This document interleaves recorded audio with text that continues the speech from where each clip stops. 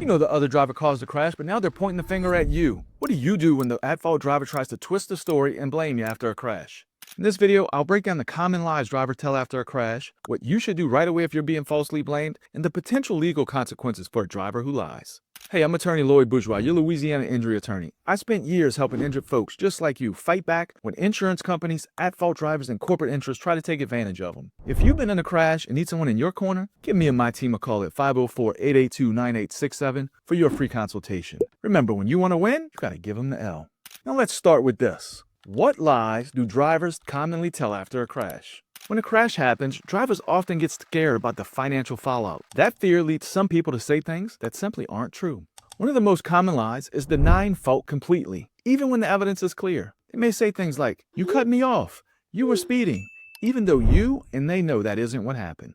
Another common tactic is claiming you weren't paying attention, like accusing you of being on your phone or not stopping at a red light. These statements are designed to create doubt and shift some or all of the blame onto you. In Louisiana, where negligence laws determine compensation, even a small shift in fault can have a big impact on the value of your claim.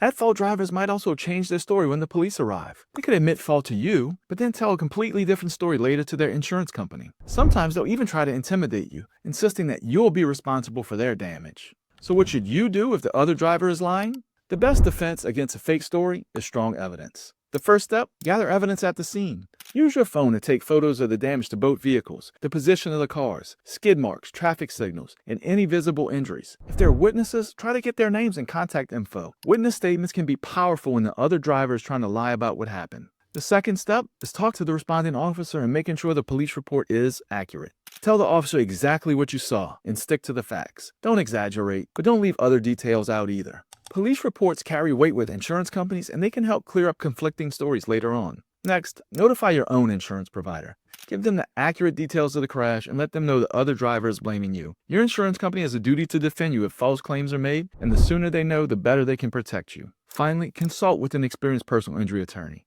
An attorney knows how to collect additional evidence like surveillance footage, phone records, and even can hire crash reconstruction experts if necessary. They can deal directly with the at-fault driver's insurance company and push back when the other driver tries to twist the truth. Are there legal consequences for a driver who lies?